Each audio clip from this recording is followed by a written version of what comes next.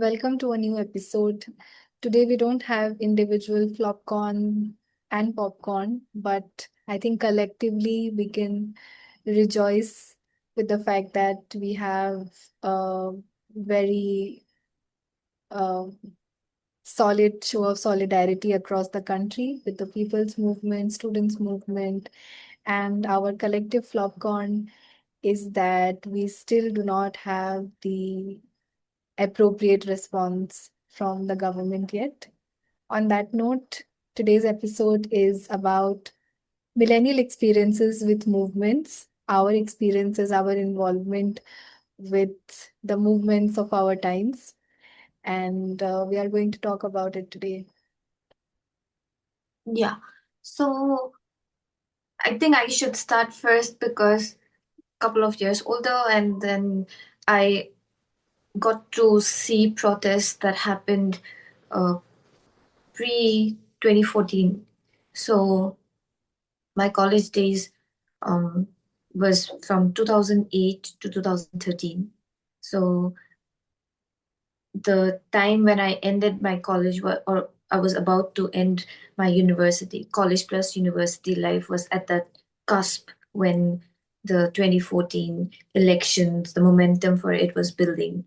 And that was, in fact, my first brush with protest itself, or the concept of people coming together for a cause that is more than their own immediate problems. In my case, I think that would be the common protest for both of us because it happened to be in 2013 when the current prime minister and then prime minister of Gujarat had come to your college for a conference, if I'm correct. What was it exactly? Business conclave. Mhm. Uh, And while you were inside in the auditorium, in the audience, I was outside protesting with a group of students and professors who were, in fact, the protest was actually to get entry into your college, to be part of the audience, or just to see what he was going to talk about. And usually, as we know, that college events are largely accessible to or open to everybody. Strangely, for that particular event, it was closed. And I was standing right behind my professor, who was next to the a yellow Delhi police barricade. He was having a polite conversation with the police officer who was across the barricade, saying that let us just go. What is the harm? He was like, "Sir, आप अपने बच्चों को लेके why don't you go back? This event is not open for people." My professor, he confronted, saying that no, we are just asking to go in. Maybe 10-15 minutes later, when the mass of people started to balloon, and there were, of course, hooligans who were starting to like shout slogans and asking us to go back. And the climate was turning a little hostile. And suddenly I see this police who was talking, the policeman talking to my professor just a few minutes ago so cordially, grab my professor's collar, and he was violent and telling him to take the students back. I was shocked. The escalation happened so fast. After a few hours, I no, probably not hours, minutes. It's like a traumatic experience that I don't remember how from your college we ended up reaching to the nearest police station, and we were there because the group was detained. it was actually very And close by.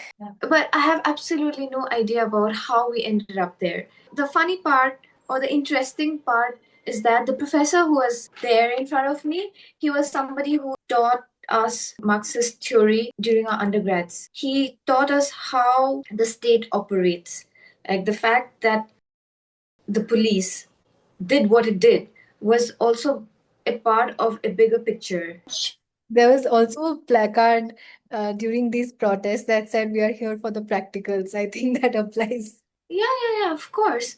We were taught about this French philosopher called Althusser, and he talks about how there are two main ways in which a state controls power. One is repressive state apparatus, and the other is the ideological state apparatus. So, I mean, that was say 15, 16 years back when I read it. So it's rusty. The formula is still the same that we see operating today. The fact that the repressive state apparatus are institutions like the police, court, or the legal system, anything that ensures that the state power stays intact. But that Wow, is government reads Marx. I so wish, but in order to, like, the state does not always operate using force, and this government, especially the WhatsApp University, all these influencers who try to swing the public opinion in a certain way, or even movies like Durandhar, Kashmir Files, and stuff like that, those are part of this tool called the ideological state apparatus that tries to manufacture consent and try to brainwash people into thinking that this is how a society has always been like. For somebody like us, post 2014, and we have spent a considerable amount of our adult life. Right. So we have seen a world that was vastly different. And to seeing a world where I remember at times when we are scared to say something bad about the government while you are in a cab because you probably think that the cab driver has a different ideology than you. But having differences is part and parcel of a democracy, and that element was completely taken away, or I think it for was both tried. of us, we were students pre and post 2014. Mm-hmm, I was mm-hmm, in undergrad. I completed my undergrad in 2014. And as soon as mm, I moved into my postgrad, I saw all those changes actively mm, happening, starting right in front of my eyes. Like my postgrad, even though I was very away from Delhi, mm. there was not constant surveillance, but I had already seen those effects on my Yeah. MA dissertation guide was a Kashmiri. I saw how he was hounded, and by the end of my Mhm. master's, he was forced to leave.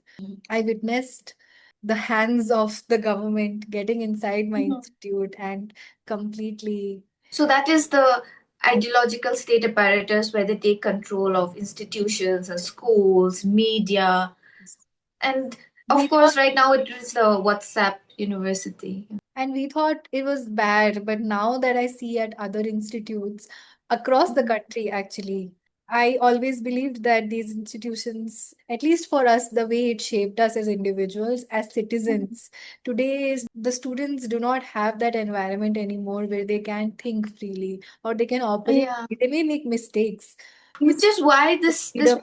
particular the students' protest in Jantar Mantar deserves so much of our respect and solidarity, because it's been spearheaded by students who did not really see an alternative that should be present. And despite that, like, you have to imagine how bad the situation has become, that all these ideological apparatus have failed, and the government has to resort to violence, and fail to an extent that it has not been able to stop these thousands of students coming together for this protest. They've already won, and the biggest win is that now multiple ministers, multiple cabinet ministers of state as well as the center, they're actively coming out to the media and at least saying that we are working on it.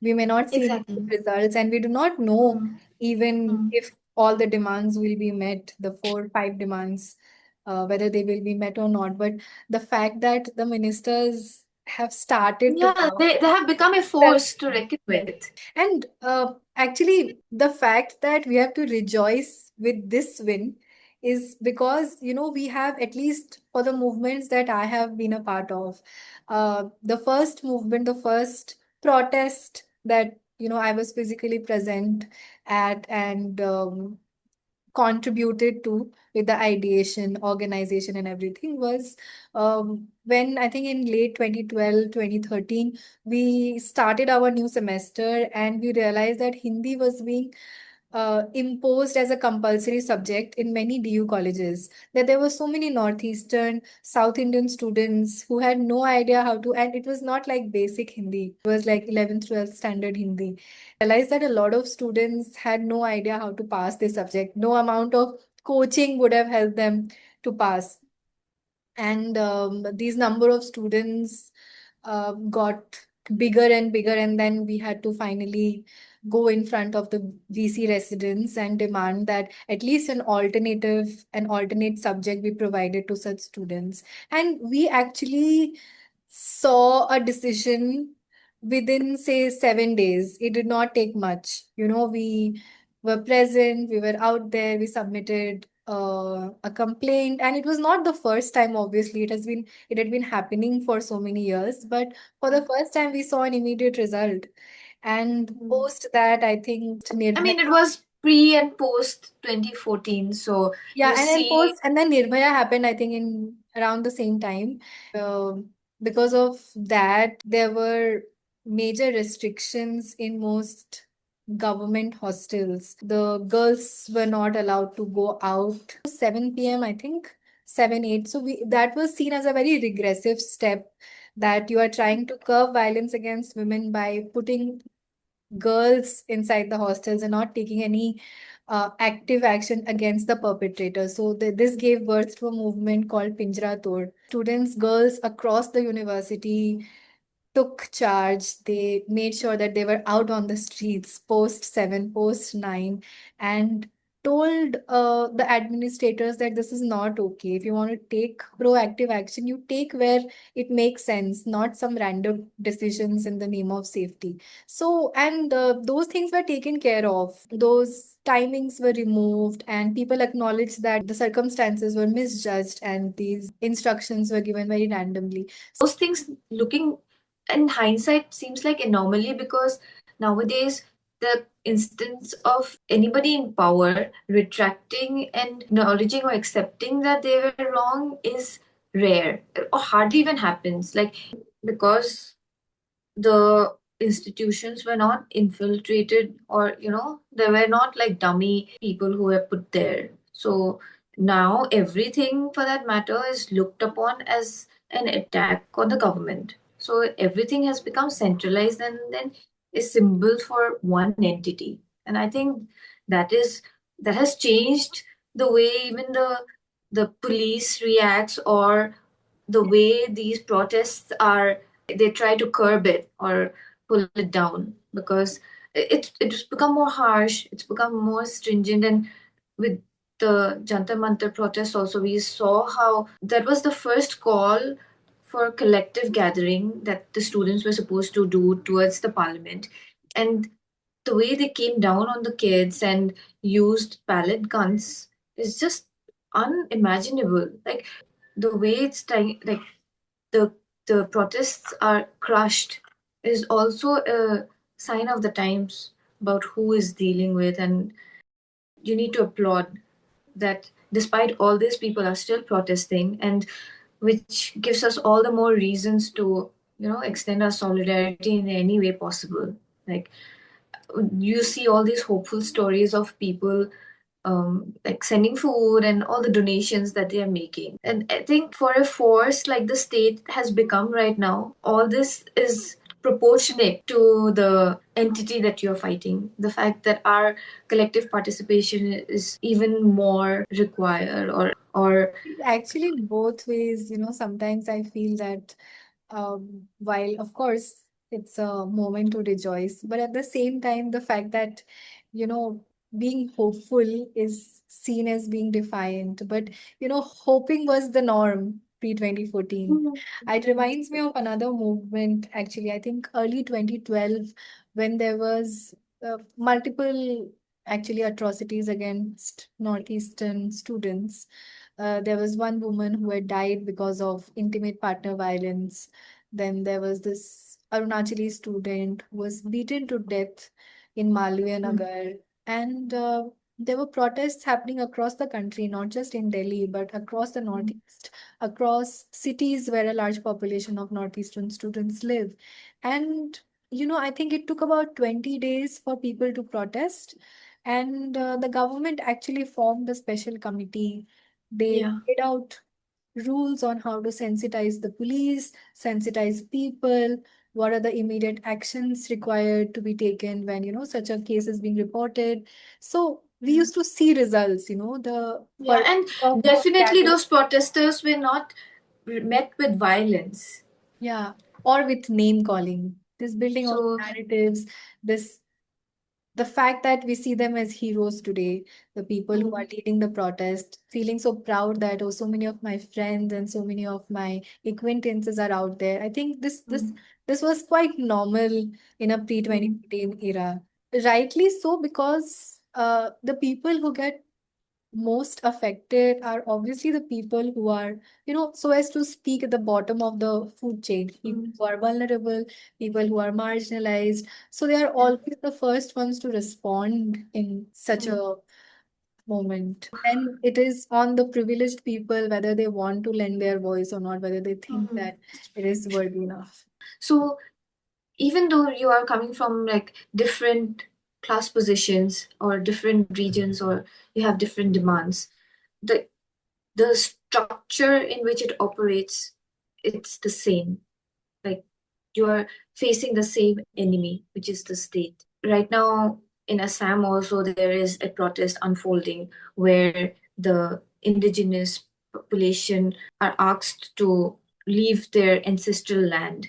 So here also we see that they are the vulnerable ones, the marginalized ones. And at least in Delhi, there hasn't been any big arrest.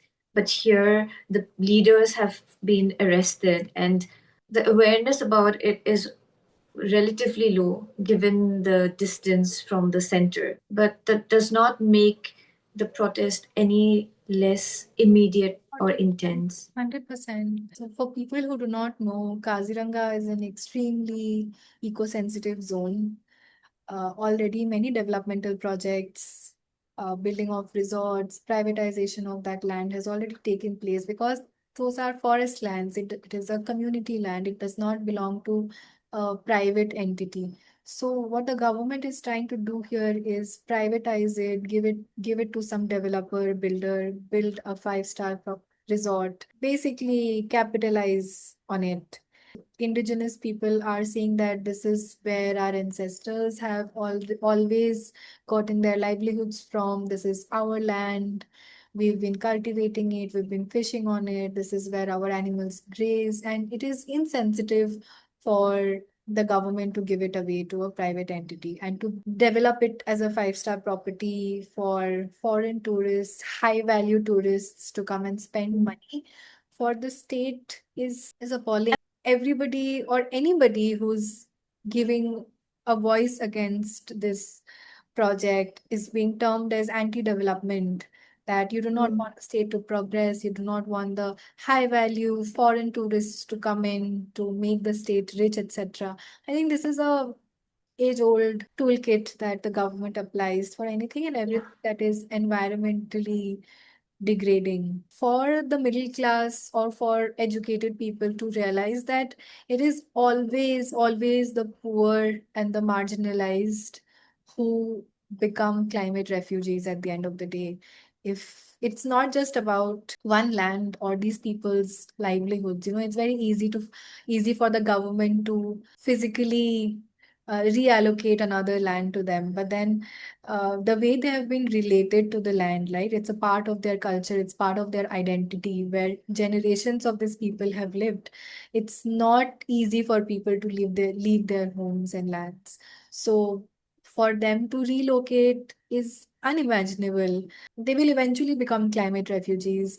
This project may be launched in the name of sustainability and keeping the eco-sensitive zones in mind, etc. But it's not going to be again. It's not just about land. They're also going to use all the resources, all the indigenous resources around that place. It's going to affect the Right, and also we should, as people who are following this development, we should realize that is also to appease the English educated or somebody who is still not affected, like in the sense that Assamese middle class or the middle class of any society.